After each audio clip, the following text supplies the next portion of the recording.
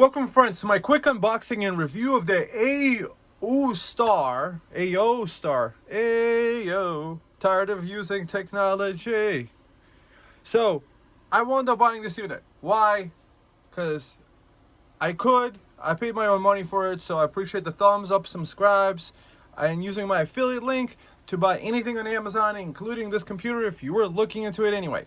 So, long story short, is I'm looking for the perfect mini PC. One of the things I found out with my explorations of various different desktop and mini PC solutions is that the TDP is oftentimes a lie. However, with the Aoostar, the units that I have been using, are actually pretty awesome. So I previously did a review of this one with the 5825U. So what I like about this unit is I wound up getting the 32 gig with the 1 terabyte option. It worked really great. What I liked about this unit is that you could plug in 12 volts directly into here and run it off a solar generator. So technically have a solar powered unit that does 4,000 hashes and at 37 watts with 2 hard drives running it. So for this unit, it said maximum you could do 22 terabytes. And I think for this one also, it said maximum of 22 terabytes. However, I don't listen to what people tell me to do. So I wind up getting the 28 terabyte drive because why not, right? If you're going to be installing a 22 terabyte, might as well install a 28 terabyte. What I have bought is the Seagate 28 terabyte Exos drive refurbished unit on Amazon. Why on Amazon is because if it don't work, I could put it in a box, say it doesn't work, and with a clear conscience return it for a full refund if this unit doesn't support it. However, I don't believe these guys that it's 22 terabytes. So my conclusion is it's probably going to take the 28 terabytes and say thank you very much. What sold me on this unit is this use of the R7-5825U processors. My research into laptop Ryzen processors, I have found that the 7800U, 7300U, or 7730U, and possibly this one's, they're very close in specs. The 7730U might be a slightly newer generation. So what sold me on this is that you have 4 drive caddies. What you have also is dual 2.25 gig NICs. I wish it had DDR5, but that gen doesn't support DDR5 anyway, so not a big deal. What also sold me is that I think, see it says the 19 volts, 6.32 amps. The other one is also a 19 volt. However, I found that I could connect it directly to my power station and it powered it right up. Apparently the design of the cooling system is that it might be similar to the other unit. What was cool about the other unit is that it pulled in the cool air from the inside and exhausted the hot air on the top. Over here, this might be a little bit of a bottleneck because this fan is trying to cool this down, and perhaps it will get its fresh air from the bottom very well anyway. Cool also design over here is that if you put this on your desk on the right side of you, you have all the access to the different ports. So whether you're plugging in a USB drive and stuff like that, you don't need to access all the way to the back in order to plug things in. So kind of a convenient way of doing it. So I do like the port selection, 2 USB 3.0s, and it looks like it does have a Type-C support power delivery.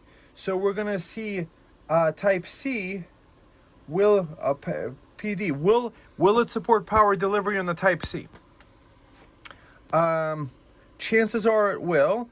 However, I probably would not do it that way. I would probably just plug into the DC jack on there anyway. Looking into that, looking that over very quickly. So I wound up buying this unit on Amazon. Why on Amazon? Is because see all this stuff about tariffs and all that stuff. I didn't know if I was gonna get slapped with a bill on top of that. I know with Amazon, I never heard of any extra bills when I ordered stuff on Amazon. However, it did wind up coming directly from Hong Kong. So take it with a grain of salt, maybe buying it over here. Because on Amazon, I wound up paying an extra $60 for the same unit. I think it was like $420 plus tax. So let's quickly take a look at the specs of this mini PC. So what also sold me on this is the 15 watt TDP. So apparently it's configurable in the 8 cores, 16 thread nature of this processor.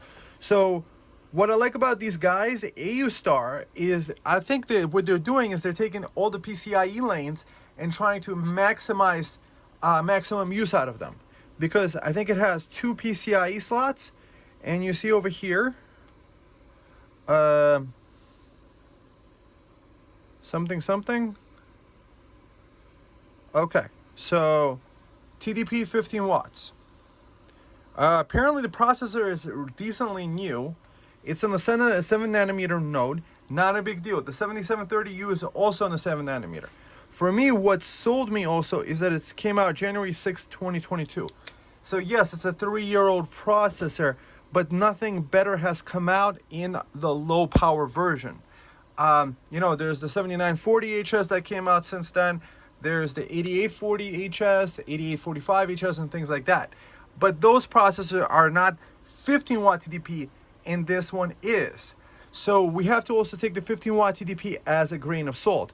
It's kind of like color in the lines. You know, even with Intel processors that says 6 watt TDP, it's going to be running like 20-30 watts when you're putting a load on it. So what my question then becomes with this computer is, okay, populate the 2 SSD slots, because that's the way most people would probably use it. What is the base power of the desktop? Then what is the power that it takes running XMRig? We're going to run a few benchmarks, see what it looks like, and then we're going to use this power station to the left of me here to see the power that it uses. Afterwards, we're going to test out if it accepts a 28 terabyte drive. What I like about that idea is that you could have this unit grow with you over time. I did want to, of course, you know, for me, I like cool new toys. They have a new one, this guy over here. It's just not available to buy, you know. I would have probably bought this, the WTR Max. That's kind of cool with the 6 drives, and it uses the newest generation processor, 8845HS, which is kind of cool. So once it comes out, maybe I'll buy that unit too, because hey, why not, you know? So the way that I'm planning to use this computer is actually to use it with Windows 10 or 11. Why Windows 10 or 11 is because the Linux interface is really boring to me. I want to be able to run regular Windows apps and use it as a storage server and have it encrypted. Linux people, put your comments down below. How are you encrypting your things? Or your stuff is just sitting around for willy-nilly for anybody to take your drives and access them from any other computer? Tell me. Because I know with Windows, you could turn on BitLocker, BitLock the heck out of it, put the drive separately, or if you're traveling with it, nobody's going to be able to access your files. They would just have to format the computer, whatever. You would lose the computer. But it's the data that's the most important on there. Imagine all your family pictures that you would have on there. Also, I'm doing a lot of YouTube channel videos, and those original data files are gigabytes upon gigabytes each. I do like the idea of being able to quickly access them with big drives like this. I'm filling up probably a half an hour video could be 6 to 10 gigabytes. Just a raw file. And then the exported file is another 10 to 12 gigabytes. So it's kind of nice to store the originals in case you want to, I don't know, do other video editing with it or add the clips to other videos. Apparently that's what all the big YouTubers do. I just don't feel like building crazy beta servers. I like the idea of operational security, being able to BitLocker the heck out of it, have a nice storage server. I'm not expecting this to be a quiet unit. However, if it could be running directly from a 12-volt battery source, meaning is that you could put a battery, a 12-volt battery, could put a couple solar panels, and have this guy to run directly from the solar panels and the battery 24/7, and then you have an infinitely running server. Also, you could use that for you know, when you have security cameras, you have space and data to record it. Put your comments down below. What do you guys think about RAID? I think RAID is the worst idea ever. Why? Because let's say you have 6 drives, and then you combine them into one big drive pool, and then you have to use 2 drives as a backup, and then it has to do like crazy calculations in order for the stuff to work. And then if one drive fails, then you have to replace the drive. Dude, like one drive fails, one drive fails. What are you gonna do? Just apparently a NAS is not a backup in itself. Having a RAID doesn't mean you're secure anyway. So you're supposed to have 2 RAID computers anyway. You're supposed to back up one RAID to another one. But if you have maybe a couple of these, you just back up 1 to 1. Let's say it drives 1 through 6 or it drives 1 through 4.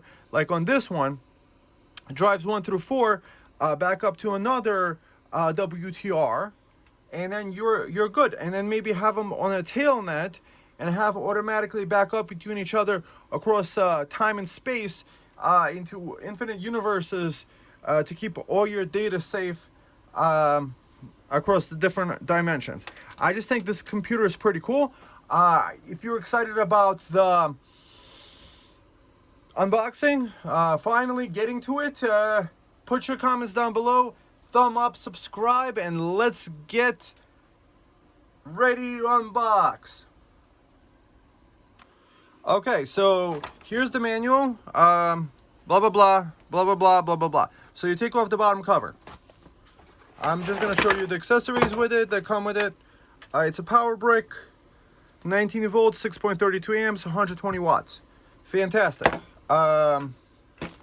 It comes with a little adapter to convert the Wi-Fi module to an extra drive slot, which is cool. You get a bunch of screws to screw in the drives, and of course HDMI cable. I don't know if I should throw this in the trash or just put it in a pile of the rest of them. And this is, you know, one day, 1,000 years from now, they're gonna find a pile of HDMI cables, and they're gonna think that some sort of like worshipful object, not a piece of crap that they keep including with computers and nobody asked for. So okay, now that we looked at all the accessories, which are fantastic, we're gonna get to the main attraction. You know, I'm breaking your balls, guys, here too. You know, yeah, I could have opened up that computer right away, but why do it right away when you could just do it slowly? I would put the big box in front of you, but that doesn't really have much info on it. And here's the manual, Aoostar help@outlook.com. I like how you guys use outlook.com. You're just like everybody else. I like you guys. So the first unit I bought from them was the white unit with the 2 drives. Ooh, nice. Aluminium. Okay. First impression, that's kind of pretty. This fan looks nice.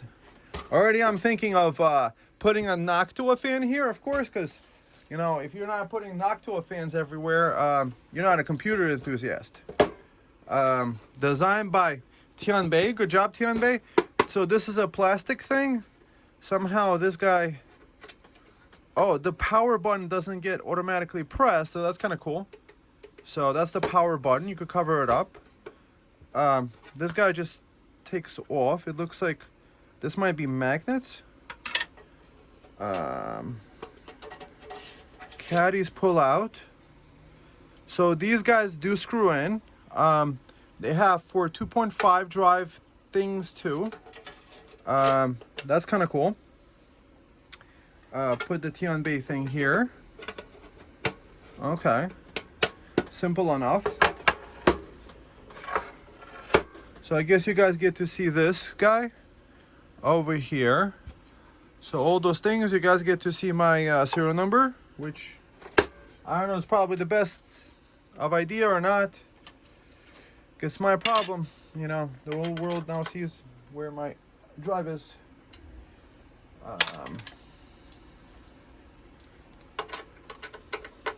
I probably wouldn't be able to cover up everything that's private anyway, so let's pull up this thing. The bottom is aluminum.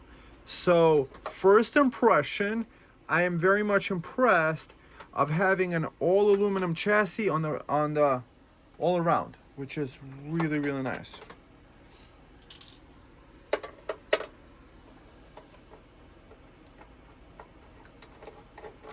That's a pretty cool design. I do like this design better than the previous one. If you saw the Aoostar R7, so that has the same processor, 5825U. Because I wound up getting that unit, I was very much impressed running crypto mining at 4,000 hashes and having the PC on. I think it was running at 38 watts. And, oh, that's pretty. Okay, so I do like this unit. So it doesn't come standard with Wi-Fi stuff inside it. Thank you, God. Wow. For all you guys using Wi-Fi, don't tell me I didn't warn you like 20 years down the line. You know, there's enough information out there. Like there's this book called EMF. EMF show you how effed you are if you're using Wi-Fi. Good book with like scientific evidence. It's actually written by medical doctors too.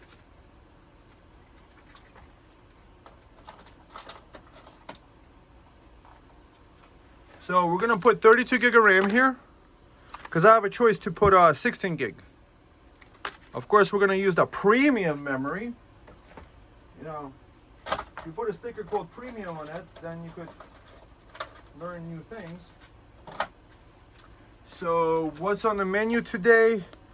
We're gonna put in also, okay, so I do like this. This guy could actually accept chunky boy drives. Let's see, does that work? Chunky boys. The chunky boy. The chunk boy looks like it fits a chunk boy. I'm very much impressed by that already. So that's the issue with the R7 previously. When you were installing it, you have to like take the whole unit apart. This one, for serviceability wise, it gets 5 out of 5. So obviously this little thing, the one that uses an adapter, this is a Wi-Fi card slot. So possibly it's running at a slower speed than Gen 4x4. I do have a cloned drive here. It's a Gen 3x4. So if this is a Gen 4 drive, this is a Gen 3 drive, I just cloned the R7. So it has the same kind of like, it has all my programs that I use for testing computers. And it's the same one as the R7. We could always get the key, genuine Microsoft key from WhoKeys or CD keys or whatever keys.com. So this should have the install of Windows on it. And this one should be an empty drive because I don't think I've used it before. So this is a 4 terabyte Gen 4. So if one of them works, then the other one should work too. So that installs nice. Tell me guys what you guys think so far. I'm very much impressed. Because when you're looking at the listing on there, you don't get to see this kind of stuff. So already out of the box, having 2 slots, kind of actually 3 technically. So you could have 3 SSDs in here. So this one is probably going to be a by 1. So likely it's not going to run more than 500 to 1 gigabyte a second. Maybe not more than 1.5. So chances are this would run only 500 megabytes a second. Another option you could use for this slot is they do have PCIe to 10 gigabit networking adapters. So technically you could probably run the wire and run the output through here somehow. Whatever. We're not designed to fix that here. Probably not worth it anyway with this computer because it has SATA drives anyway. SATA drives are usually not more than 250 megabytes a second. So by doing 250 megabytes a second, you're going to saturate the, oh,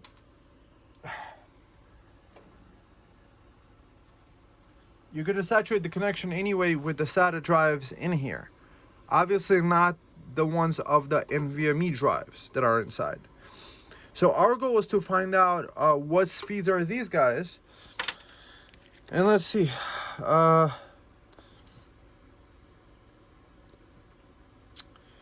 don't even know which one of these has an operating system on it, which one doesn't. We don't want to accidentally install it. So I'm not going to bother with this slot. You know, if you guys want to put your comments down below, this is a secondary slot. It's probably not going to run as fast. So far, guys, I am very much impressed with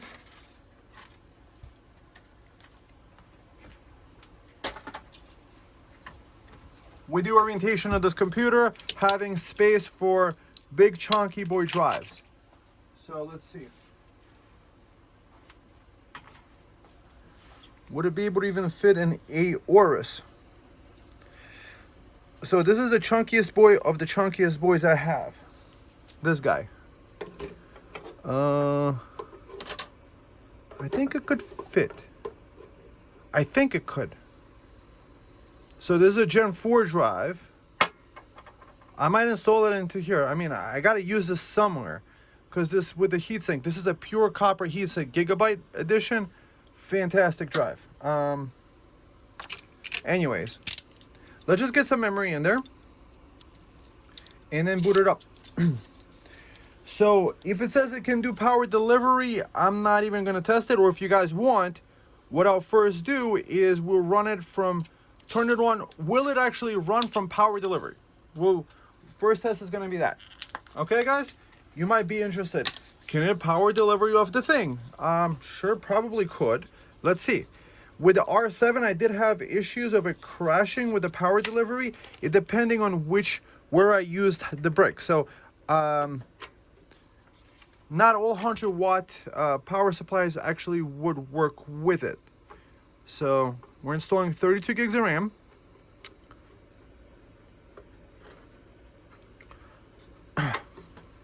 And then we're gonna put this guy in here. Put these guys in here. So what do you guys think so far? Are you guys impressed yet? Because I am definitely impressed. And I'm gonna be excited about having this thing work right away and work very well. So why is power delivery important? Because USB-C power bricks are very much a dime a dozen, and they're another option of using kind of power banks. A lot of power banks like this one are 100 watts and higher output. This one has only a 65 watt, but you could plug in right into the cigarette plug 100 watt power delivery power brick. So we're just gonna go straight with 100 watt because we don't want to be power limited. When these computers start up, they do spike up in power. So this is the one that worked last time for the R7. So this guy is 100 watts. It's a cigarette plug style plug lighter thing. Plug it in here. And let's plug it in here. Let's take this guy. So it does have an HDMI port and a display port. I do like that. I do have has a little tiny TF card. So we have this guy, we have that guy installed. So we have the monitor connected and then USB-C power delivery. Let's see. Will USB-C power delivery work? So now I'm going to the front and I'm fingers crossed with me. Bang. So now it's gonna boot right up. So 30 watts upon boot. Aoostar right away. Nice having a Windows 10 pre-installed right away.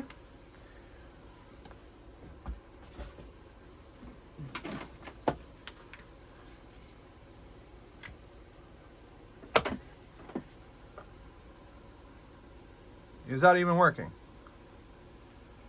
Oh, going right into the Windows. Perfect.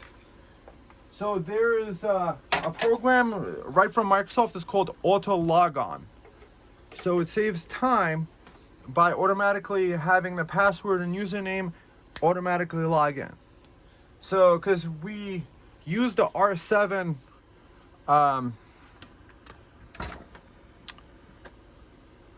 we use the clone of the R7. Okay, so let's see. Let's get a keyboard and mouse connected. Keyboard and mouse, USB 2.0 ports. So at the desktop, running full tilt, it's 47 watts. So right off the bat, it is 10 watts higher than the other one. Or maybe it's 10 watts higher at the startup. Probably after 10, 20, 30 minutes, it will get heat soaked. So what's most important right now is that we're going to let it run for a few minutes and then come back and see what is the hash rate for this guy starting out. So interesting effect that I'm noticing. So 47 watts, that's, mind you, that's with the monitor on, and it seems about 10 minutes in, it's doing almost over 4,000 hashes. So at first it started out a little bit lackluster, but it seems that that the CPU is sticking around 3 gigahertz and doing over 4,000 hashes, 78% load. So that's 48 watts from the wall with the monitor running. So if we disconnect the monitor, right? It's a USB-C monitor, so that was being powered up. We drop down to the 38 watt range. So base power, if you're running crypto with the monitor off, you're probably going to be running at about 40 watts. Mind you, if you're doing it from the power wall, we're talking about a 20% conversion difference, so you might be actually 10 to 20% higher. But for me, this is the way that I would use it. I would either use it through here, through this system, or I would use it directly connect 12 volts to it. So right now it's doing USB-C power delivery.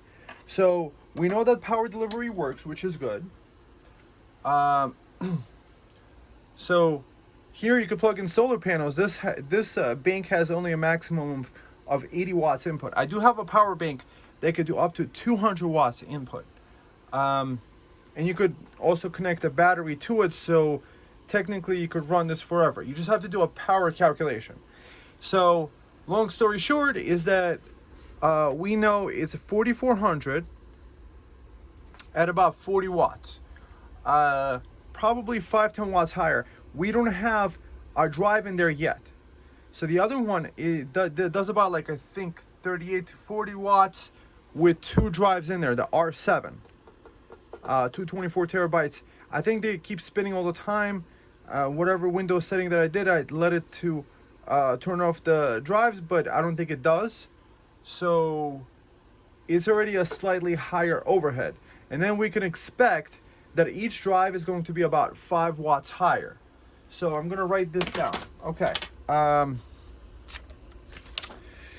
Let's see. So this hash rate probably will go down a little bit. So 4,400 hashes at 47 with monitor. And then we turn off the monitor at 36 without. USB-C. So that's a really cool baseline. I'm gonna let it run for like 10-20 minutes. Let's see if it could actually drop down a little bit further. So far I'm impressed. It is performing very similarly to the other one, and you do have a lot of expandability here, which is cool. I hope you guys like the way I'm doing the test, because everybody else just plugs in the power brick stupidly into the thing. It's like, gee, I connected a computer and it turned on. Great, good job. What can you do with it? What can you... So far, this is really cool. Compact design size. Throw the drives in there. Throw the refurbs in there. And boom, you have a compact server you could throw, let's say, on your roof or next to your roof line, and have this little server serving up your data on your home network and backing up your Windows PCs and stuff like that. You could probably do Samba. You could probably do Linux. You see, but if you're doing Linux, there's a thing called Docker, and it's available for Windows. Why would you do... Anyways. Okay, so I don't know, it's been 10, 15, 20 minutes or so far or such that we've been able to see that the hash rate is actually pretty decent. That 4,500 mega hashes, that's pretty good. 4.5 hashes second. That's better than I've seen with the R7. So we're talking about a 79% at 3.7 gigahertz. It's staying actually pretty decent. Okay, so now let's turn off the miner. And let's see what it looks like at the desktop. So idle at desktop. So 4,400, no drives. So there's no SATAs. No SATAs. And then 23 watts idle with screen, or let's say 23. It just jumped up to 27. I would just say 23.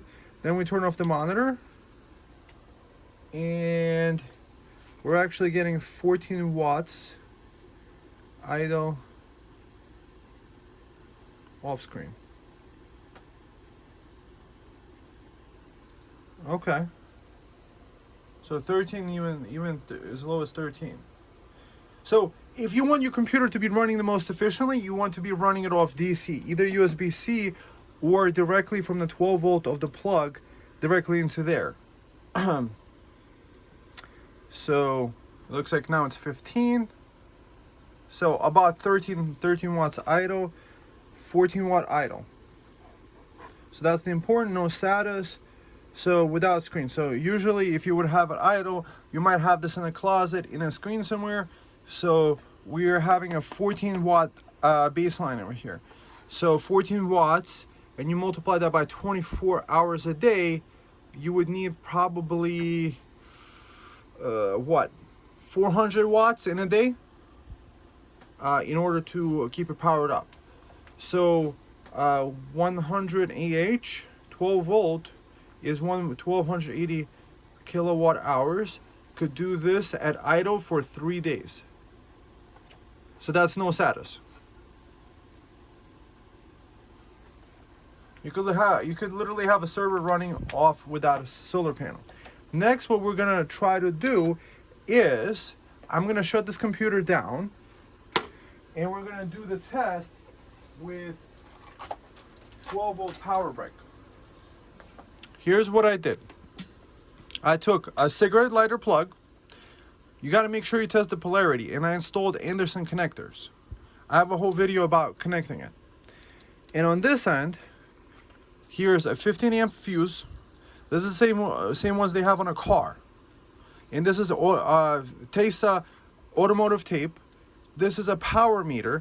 So in case you're not plugged into a solar bank like that, you could technically either plug it into directly if your solar bank uses this, or plug this into the cigarette plugs. You could pretty much plug it anywhere. And on this end is the 5525 plug. This is the standard for computers. So I also marked the 5525 because I want to differentiate it from 5521. 5525 looks very similar, but the center hole is slightly bigger. So the center contact, which is the plus, is slightly bigger with this. I have a voltage tested, and I made sure that it is the correct voltage. Please be very careful, guys. You do this at your own risk. So I'm shutting this down. And then what we're gonna do next is see, will it run directly from 12 volt power? So the cigarette lighter plug over here, it's actually not exactly 12 volts. It's actually a range of voltages. It's at 12 volts on a regular battery when it's up to like 90% discharge.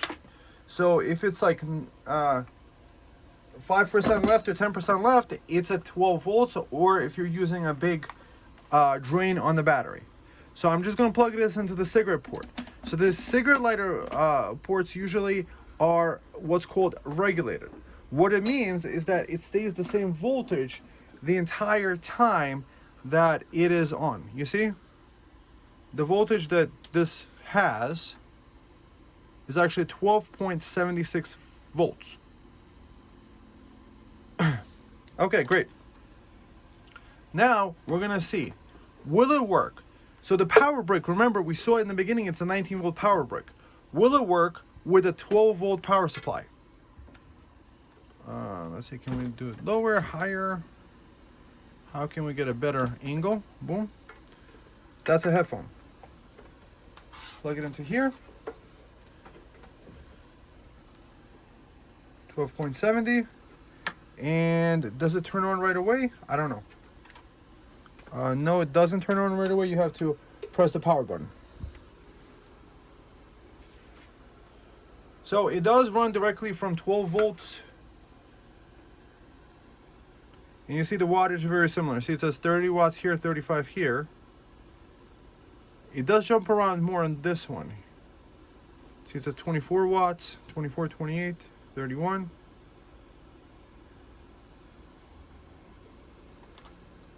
So I was correct. This guy can run on a 12 volt power supply without an issue. How is this beneficial? Well,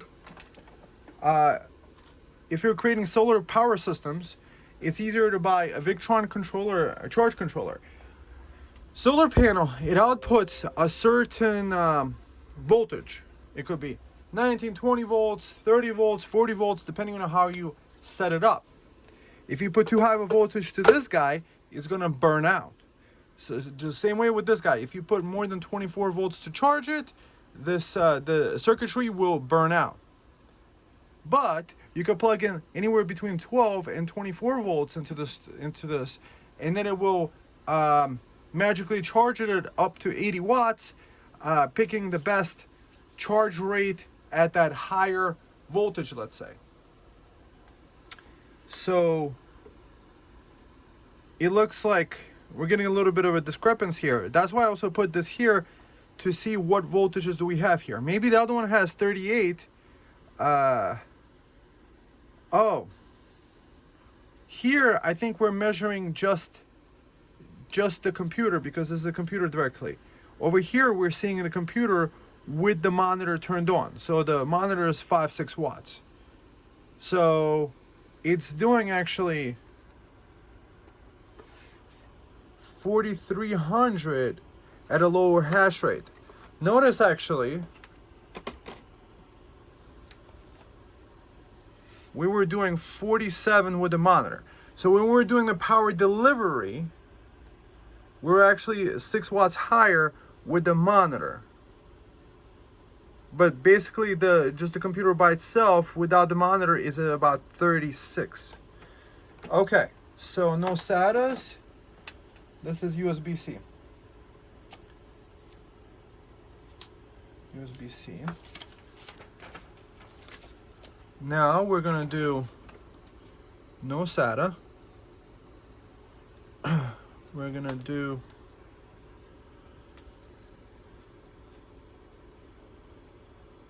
$4,300 hashes, 41 with screen, and about 36 screen off. Or screen. Let's see with the screen off what we're gonna do. Actually, it's a lot. It's actually maybe 33. So it looks like 33 with the screen off, because I think it might turn off the video card. See, 33. So it says 31, 33. It says over here. So it's still already lower than when the conversion. So 30, 31. So it's about 5 watts less with the screen off. So 33 screen off. So no SATA, 2 times NVMe.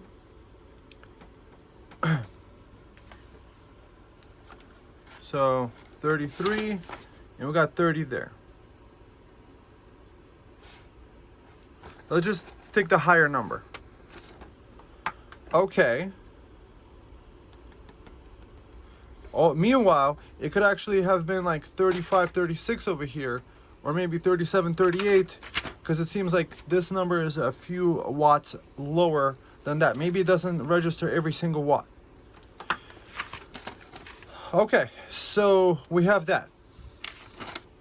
Next, let's turn the monitor back on. So 41 with screen, 33 with watts off. So we turn off this guy.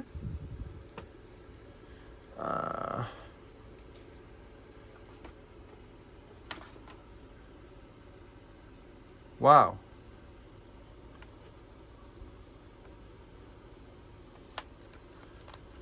So let's see. It's doing 32 idle, 20 idle. So 20 idle with screen. Maybe I should have been using this number this whole time, but it's still lower. Okay, you know what? 23. Let's do the higher number. 23. 23 idle with screen. And then we turn off the screen.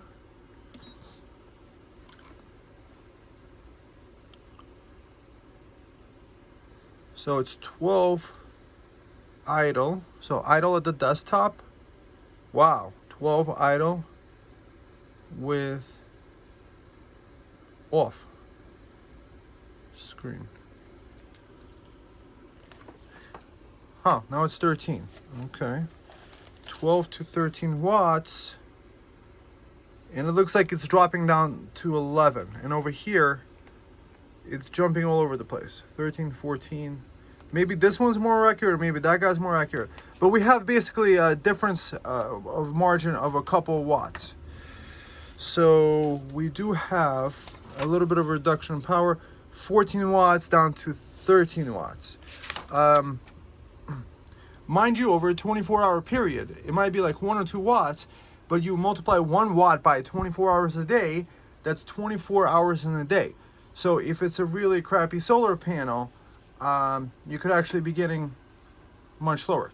Also, if you're using the AC inverter, if you're using with a power bank the AC inverter, this takes an extra 5, 6, 10 watts just to operate the AC power brick. Just to turn on this thing, it's extra 5, 10 watts. Plus when it's converting the electricity in the AC power brick, it might be eating 15 watts, but then there's a 20% difference, you take a hit. So a 15 watt would turn into 18 to 20 watts. I'm not even gonna try with the power brick because that's not how I would use this mini PC. And if you guys want to, just add like 20% to all these numbers and take it with a grain of salt there. Because if you're trying to have an efficient power system, you wanna run DC. So the idle looks actually pretty good to me. 12 watts, idle with off screen, 23 with the screen on.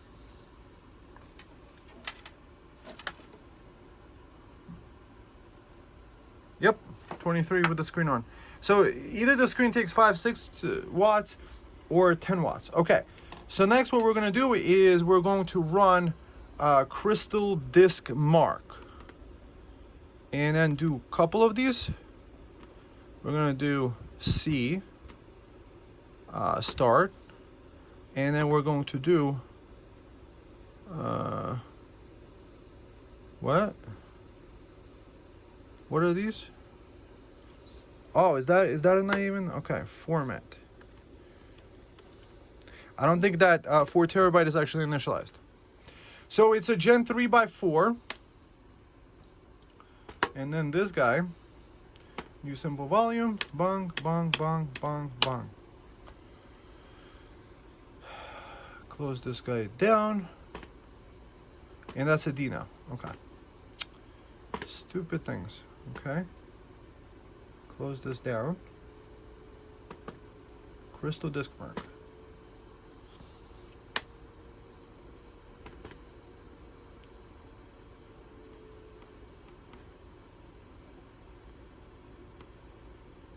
So it's probably Gen 3 by 4 on both drives. So we're gonna see.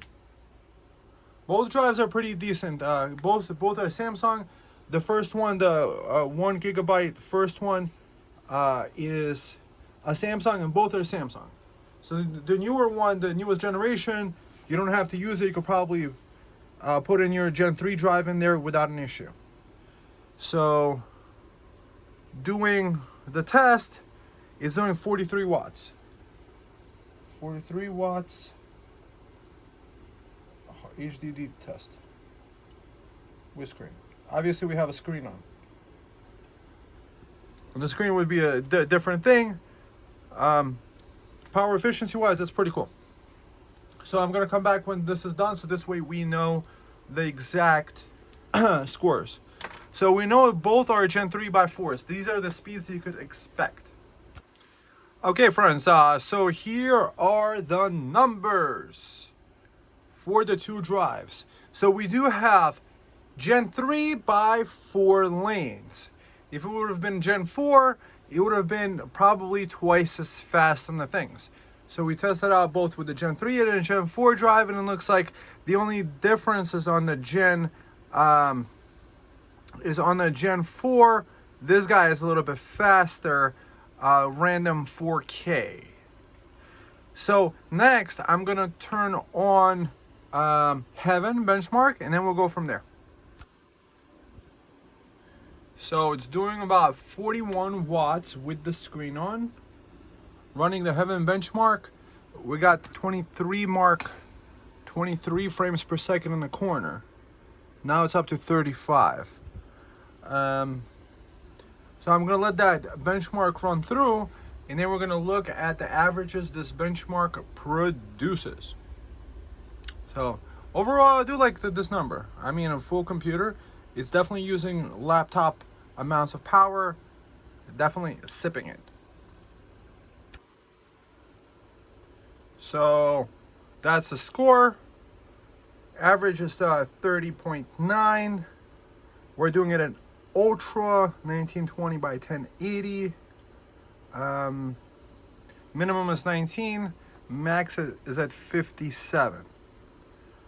So running that benchmark, it pulls like 42 watts from the wall with the monitor on, because obviously you would have the monitor on when you're doing it.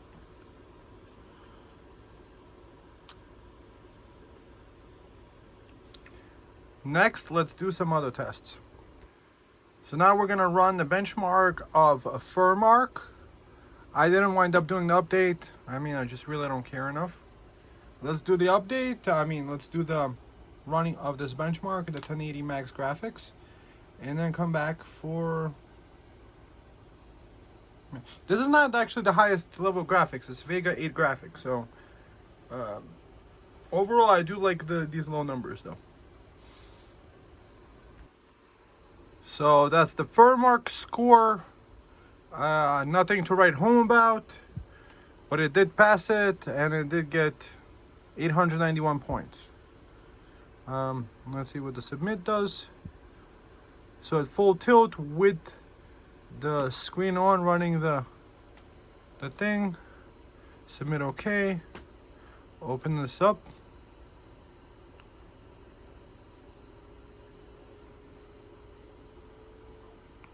So it is pretty loud. I mean, there is fans on the inside. There is a window fan running here. So don't expect this computer to be kind of like a silent running PC. Because if you do want a silent running PC, watch my other video where I have a completely fanless PC. This is designed to be a server you put in the closet.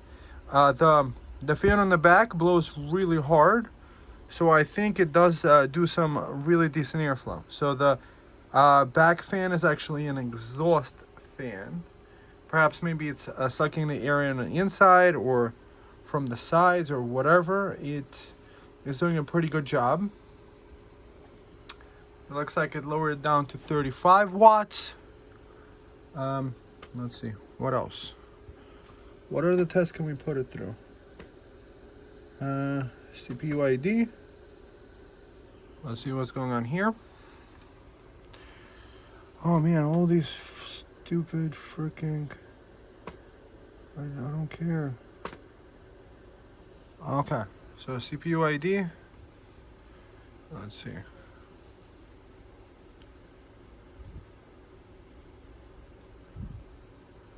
Samsung, it looks like the 990 Pro didn't get too high. Without, so the 1 terabyte didn't get too high either. Sensor 2, 70, highest was 73. Okay, power on. So that computer was on for 32,000 hours. Wow. How much did I pay for that power? Okay, so there's that. What else? CPU Z. CPU ID. Let's see what that has in there.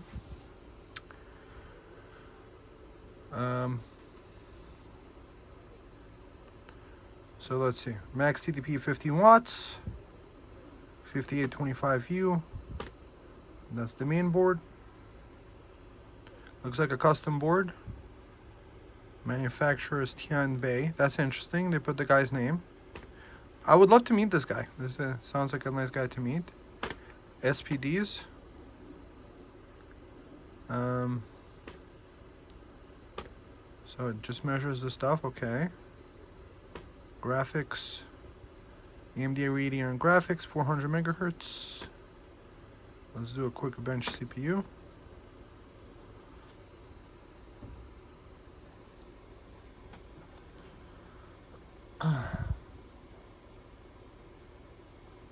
So what did you guys think about like seeing the power level in the corner? I don't think anybody else does this or has figured out to do that. So 553, and let's see what difference do we have compared to, let's compare it to 3700X. That sounds interesting. So it actually has a better single thread than the 3700X, and the 3700X has a much higher. But the 3700X is a 65 watt TDP, and this is a 15 watt. So for 5 times more the power, it has like maybe what, 40 to 50% more multi-thread. That's pretty decent. Okay. So next, let's install a 28 terabyte drive, and fingers crossed that 28 terabyte drives work in this unit, because it says 22 on the website, but of course with electronics we don't listen. So this guy's 18, 19 plus 24, so probably around 6 watts from the monitor. That's pretty decent. Okay, so next we're gonna unbox the drive, and then we're gonna come to the conclusions of, is this computer worth it? So now let's shut this computer down. Power, shut down, and unbox this drive here.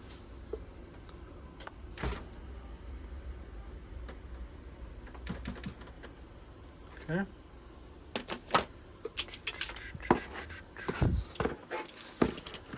So these are the refurb units from Amazon. 28 terabytes, a link down below in case you were looking to buy it. I do like that it says manufacturer recertified, and it comes in a nice new, nice box. Amazon, hi there, blah, blah, blah, something, something, something. Opinion matters. Okay, this goes on the floor. This guy feels like it's still on. I'm gonna pull the power out. Next, let's pull this screen off here.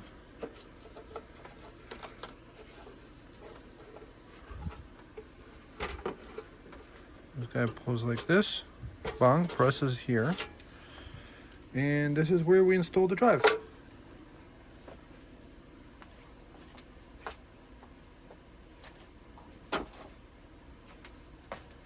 Okay.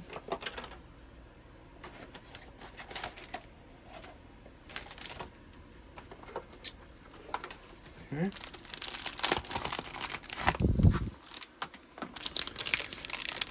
So again, not sponsored for this. Bought my own drive because I'm a tech enthusiast just like you. I guess you get to see my serial number, get to see everything. Isn't this great? Put everything on the internet. The internet is forever. Oh, so it looks like it has a little clip thingies to kind of like clip it on. And it is it toolless? Is it? I think it could be considered toolless, but probably I wouldn't put one screw here and one screw here.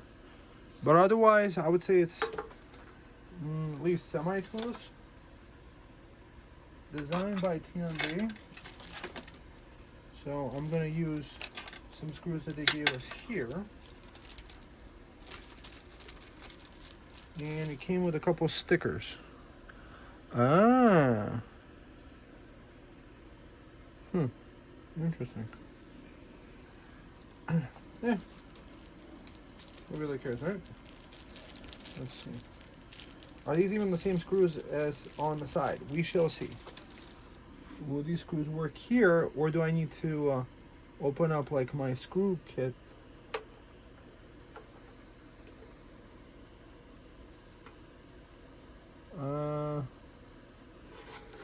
Close enough. They do screw in, but I don't know how well they would hold in case it was pulling up, but probably good enough, because the most important is the lateral. Is that they just don't slip out. So the idea is that it wouldn't slip out. It did come with stickers. Am I supposed to put like a little sticker in here? Oh, in case you're pulling all the drives out? Okay. Fair enough. I'm gonna put one button here. I guess you're supposed to put it right here on the button thing. Right? And then stick it in here. And then that looks about correct. Okay. Now I'm going to put the TAMD symbol here. That's kind of cool. So I'm going to put the naming scheme 28TB is -01. We're going to know that's the... Oh, you're supposed to put the one... Maybe you're supposed to put the one sticker on drive 1. Like this. Put the first sticker here. I can't put a sticker here. What if it doesn't work? So, oh. So you don't put it in here like this. You push it in first. And then close it up. Okay, then we take TAMD. Put the job.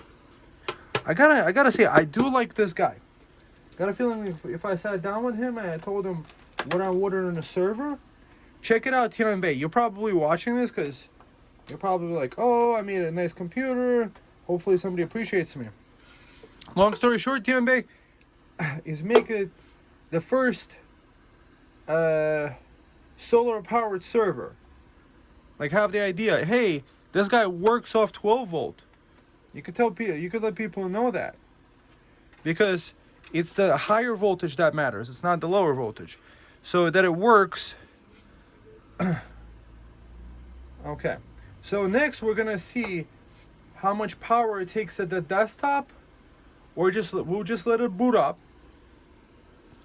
We'll see how much power it takes at the desktop with the drive in there, running crypto, and then with the crypto off, just you know, with the screen off, stuff like that.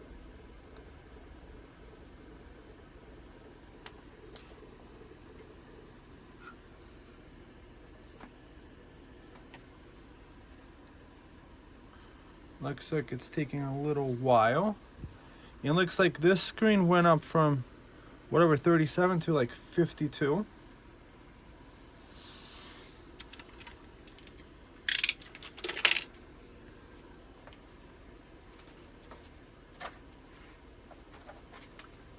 Tion babe. Tion babe. Okay. Let's see.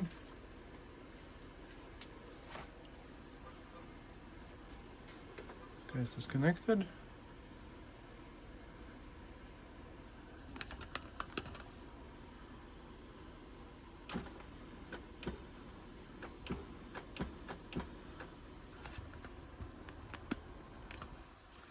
So for all my knowledge about this, it looks like it did go up. The power levels did go up by a few watts. Let's see over here.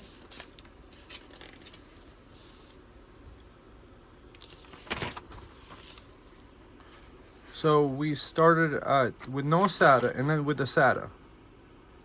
So 41 watts with the screen, and now it looks like 49 watts.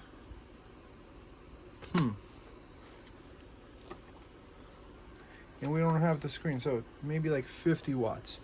So it might be 8 to 9 watts on that. No SATA, 43 at the hard drive test. Okay, 4258 format.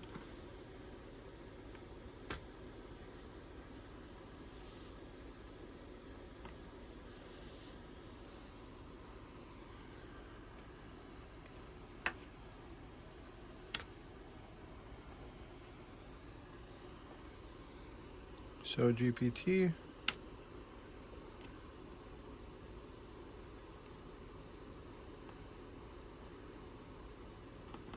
$26 terabytes. You guys remember when 250 gigs was like a big deal? So we're gonna do E. Let's make it kind of like somewhere towards the end. STUVW. STUV. Let's do it. S. Boom. And we're gonna call it S 28 TB. And then because we put sticker 1, it's gonna be 01. Because that's slot 1. Next. Finish.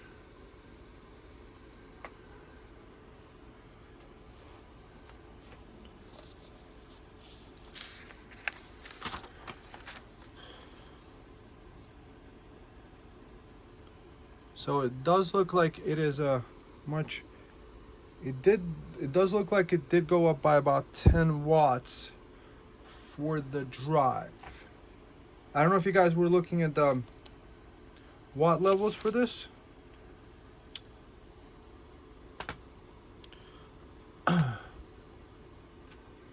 So if we add 3 more drives, is it going to be 60, 70, or 80? I'm not sure. So I'm going to write this down.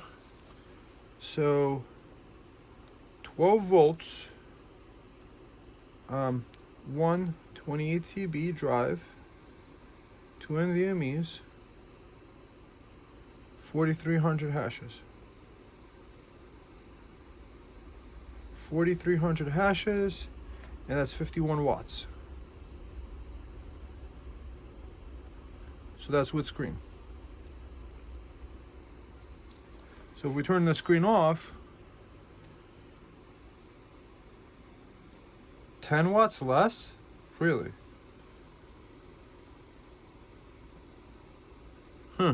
Interesting.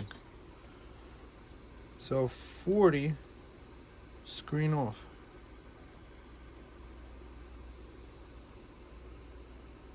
It seems, is the hard drive using 11 watts when we have it off? And now just the drive, I just heard it now spinning up. It went up to 50. So 40. Let's see. Boom, 41. Okay. So let's just say 41 screen off. And over here, 42, 43. 41 screen off. Let's say 42. 42.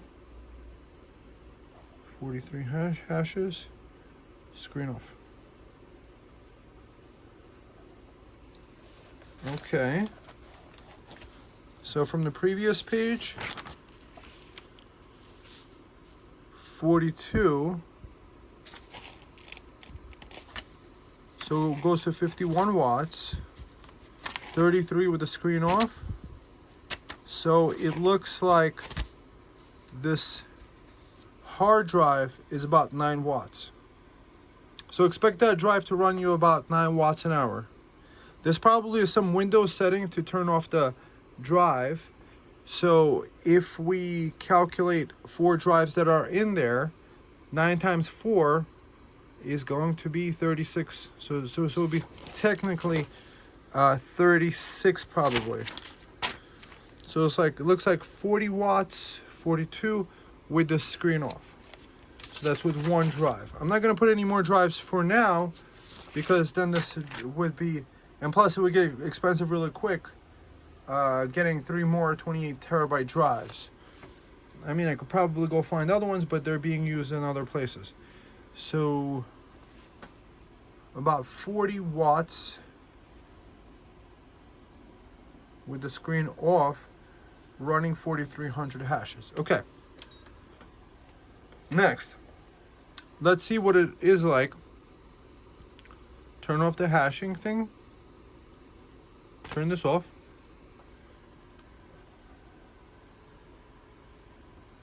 So idle is about what, 30? It looks like 30 to me. 30 with screen. Say about 30, because it jumped up to 33, 29. What do we have here? It looks like 22 just for the computer by itself.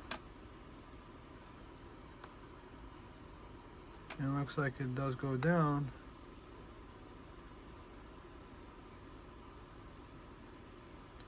So it looks like about 20.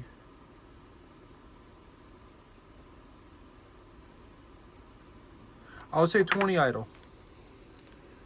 Idle, 20 screen off.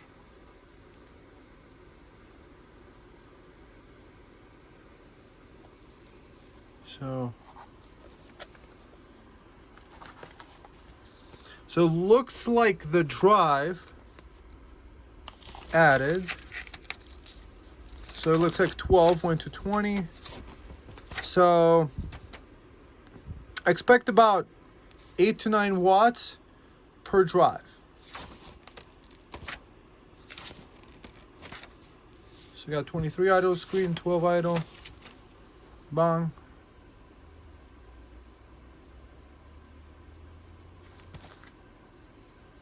Okay. What else, guys, did we want to test over here? So now let's get down to the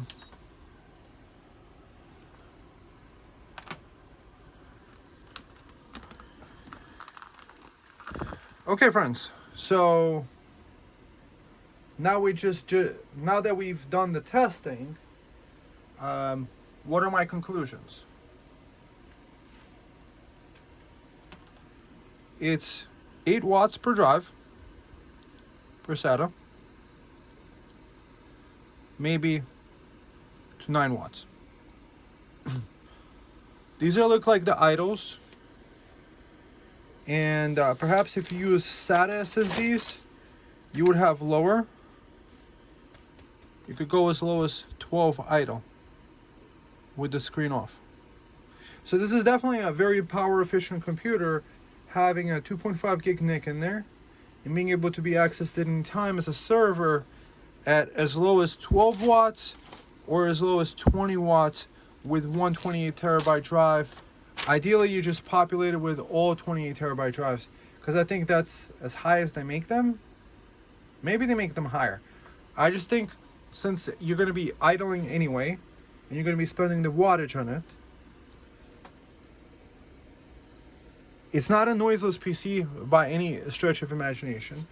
At the same time, having mini PCs, they all do have fans that are spinning on them. The build quality is nice. I like the aluminum chassis. I like the ease of use to be able to put the drives in there. I like their orientation. I like the cooling solution. I do like the easy accessibility on the bottom to put 3 drives. So it's technically a 4 SATA and a 3-bay NVMe NAS that supports even the drives with the heat sinks on them. And we saw that there was like a 10 to 15 degree difference in heat, in max heat output between the drive with the heatsink on it and without the heatsink on it. And that it supports the heatsink drive is really nice. I do like that it comes with the adapter to install a drive instead of a Wi-Fi card. I like that they didn't waste the money on a Wi-Fi card, because if you're going to be using this computer, technically you're not going to be using Wi-Fi. And anybody that doesn't use Wi-Fi gets a 2 thumbs up from me, because there's a book called EMF and there's books called Dirty Electricity. We just don't know the long-term ramifications of using all this Wi-Fi in our homes and around our pets and our children. And I just personally don't want to find out 20 years later that I should have listened and known better. I prefer not having that. Plus, being a 2.5 gigabit network connection, you could actually get the best throughput is through the network connection on here. I do like that it has 2 2.5 gig ports, so technically you could use it as a pfSense router, so like it's an input on one side and an output to the rest of your network. I think using it as a Windows PC is better. What is the situations that I think is really great? I think this is a great maybe living room PC, perhaps in a living room closet where you wouldn't hear it. Have wireless keyboard and be able to watch YouTube, watch Netflix, watch other things, and possibly access your pictures, encrypt it, back it up, be able to run it directly from a 12-volt solar panel, and be able to use it off a power bank. That it works off the 12-volt, it works off the USB-C, it works off the 19-volt power brick that you could get. So multiple uses. You could use multiple monitors. It has USB-C 2 3.0 drives, and it looks like 3.1 USB-C drive here. It has the headphone over here. The ports on the side are nice. I do wish this whole blinky stuff, like if this is standing on your desk, I would get annoyed at the lights. I wish they would have installed them So personally, I go with computers like this. I go with liquid electrical tape, and I just cover it up. You see, that's why this wire is black on the side, because I've colored up the blinky lights on the PC, because if I have this on my desk and I'm sleeping in the same room, I don't want to see that blinking light all night, because that affects my brain. I do like this. This cover keeps you from accidentally turning it off. That's kind of cool. You can't see that it's on all the time. And I guess the last thing that we could do is possibly go into the BIOS and see what's in there. So restart. F10. It's probably delete. The BIOS is delete. I just figured we might as well, since we're making this video, make it complete.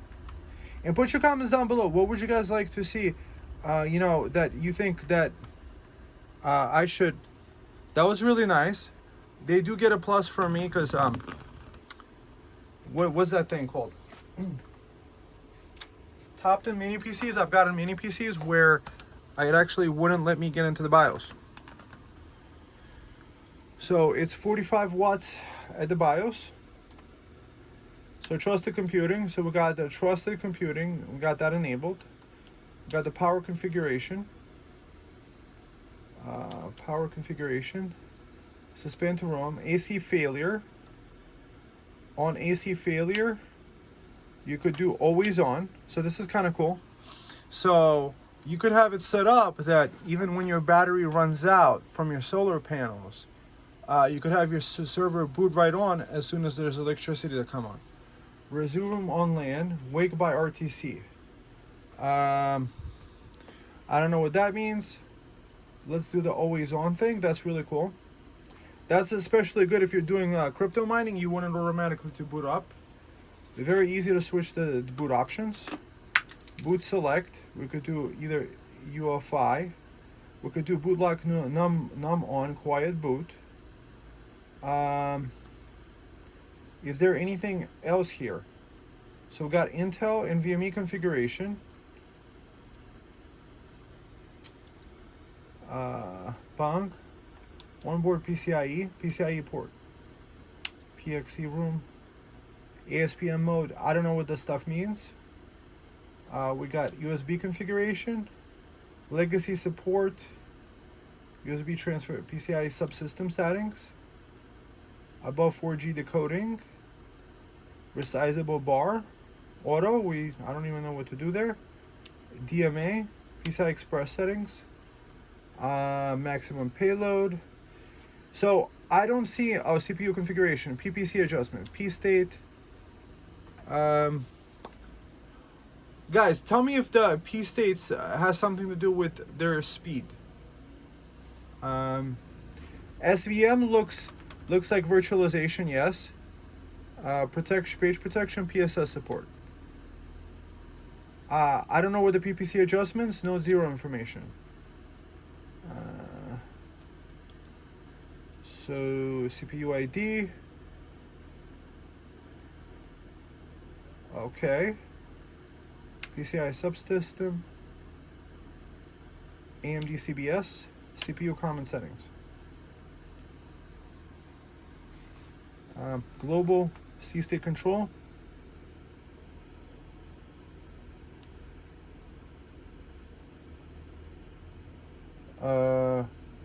Let's do it. Let's enable that. Hopefully that doesn't affect anything. And we could always prefetcher core watchdog. Prefetcher settings. DF. Memory addressing. UMC. DRAM hot plug mapping. DDR4 common options. I really don't know these things. Guys, put your comments down below. GFX configuration. iGPU configuration. iGPU translation cache. iGPU. Let's do game optimized. XFR assignments by your specific outside of specification. Let's skip that. SMU options. Fan control. I'm gonna skip that. System tracking. STMP control. Smart shift. System configuration.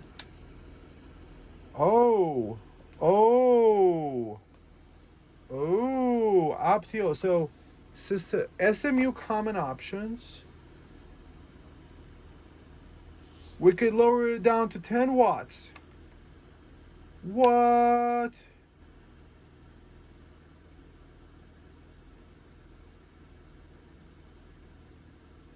So AMD CBS.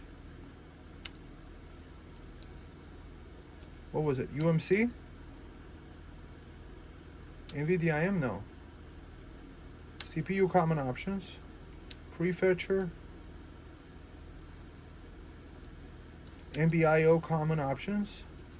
SMU common options. So NBIO common options. SMU common options, that looks like where you could configure the power wattages of this thing.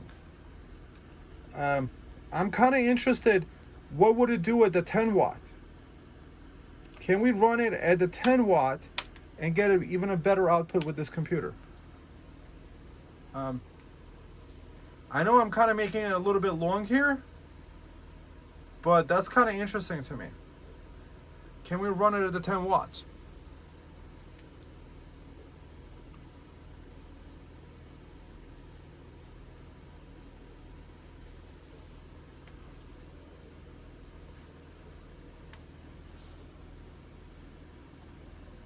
So it does jump up to the 54 watts and quickly drops down to 33. Huh. Interesting. I'm gonna come back at, oh. Okay.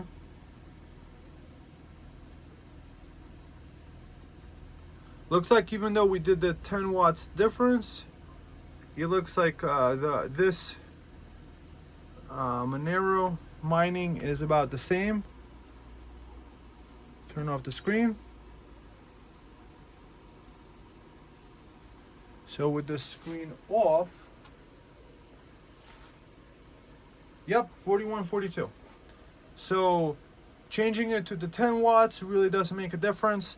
It is the same power. Remember I told you that it doesn't really matter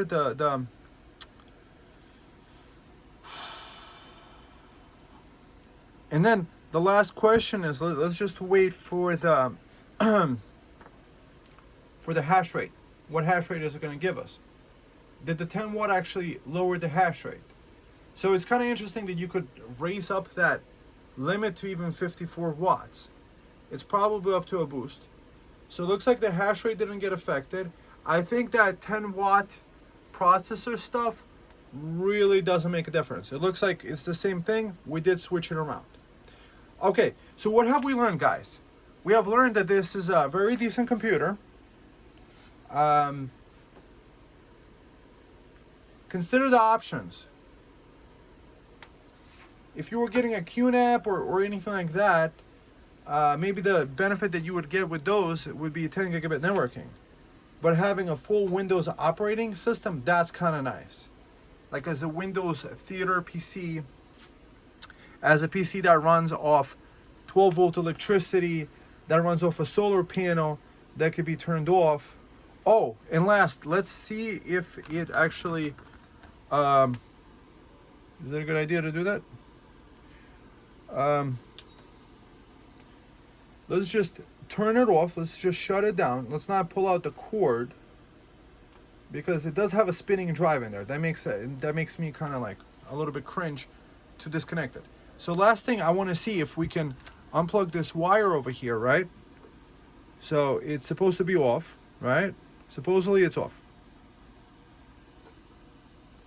Feels like it stopped. The blinky lights, it looks like it went down to 10 watts over there. So we unplugged the light, unplug this in.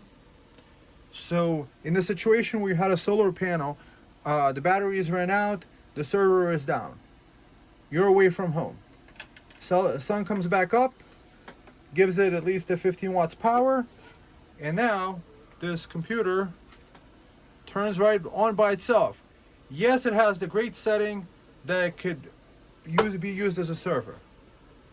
So I would give it a 5 out of 5, a 10 out of 10, a perfect score. Where could have they improved? Obviously, a 10 gigabit networking. But I think even their newest unit with the 6 drives doesn't have 10 gigabit networking. So this is where it's nice that MS01s, right? The MS01 has 10 gigabit networking, so you could always get a MS01. This guy used is about 350, but if you're buying it used, this is with the 12600H. Crypto mining is it's 45 watts to 2500 hashes. So it gives you, at the same power level, about half the amount of hashes on this unit. But it does have 10 gigabit networking, and it does have 2 Thunderbolt 4 ports. But it doesn't have 4 SATA drive accessible. So I think maybe if these two had a baby together, if you had the Ryzen with the 10 gigabit networking, but that's called MS0, MSA2, but they don't have like in this kind of chassis. So this metal aluminum chassis is really nice. So mini PC, full size, put drives. Just think about technologically wise. If you buy it populated with 32 gig of RAM and 1 terabyte drive, that's like 550, 600. That's a pretty decent proposition for something that could fit four SATA drives. Mind you, if you're buying a desktop computer, you would need a case with 4 slots in them. And a lot of big desktop PCs, they don't even have 4 slots to put SATA drives in there.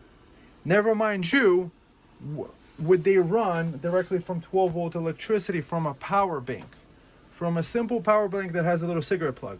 You want a power bank that does have a cigarette plug is because this is the most efficient way to transfer the power and use the solar power that was used with it most effectively. So you could have a server that's running forever on your farm that's taking care of like downloading let's say your video surveillance of your property. That makes it a really great server to back up your MacBook via the things, or the Windows backup as a Windows share. Very convenient. So I usually don't give perfect scores, but you guys saw on camera that everything was just as easy as plug it in and it just works out the box. They put the space for everything. They took care of putting the bigger, chunkier drives. That's where the R7 had the minuses on it, is that you had to like take off the little circular things and get to the drives.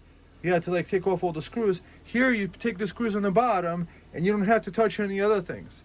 The SATA drives are separate on their own in a separate caddy space. This thing is really cool. You don't turn it off by accident. You don't have like children pressing it. Interesting. It's getting warm over here. So not sure. Maybe it's definitely exhausting from the back. It is getting warm on the front. The CPU is super efficient. Okay, friends. So you have my blessing with this computer. I'm really happy I did buy it. Buy it either on the Amazon website. The benefit is ordering on the Aoostar website is that you're not going to pay sales tax, I think. However, either way, it's coming from Hong Kong. However, chances are you'll probably get a perfectly working PC. 2 out of 2 PCs I got from them. One directly from their website, which came from a US warehouse. Perfectly working. The R7 I was happy with. The WTR Pro, I think they really did a good job. They hit it out the ballpark. Just really, really great computer. 49 watts, boom, with the crypto mining, with 1 drive in there. And then just add 9 watts to each one of them. So if we had 4 drives populated, my calculation is you add another 27 watts to that. So you would have about a 67 watt overhead mining crypto at the same time that. Otherwise, probably closer to a 40 watt overhead. For a server, that's actually pretty decent. Excellent, excellent. Okay, friends, I hope you enjoyed the video. Put your thumbs up, subscribe, put your comments down below. And I wish you a great day, and God bless. Thank you so much.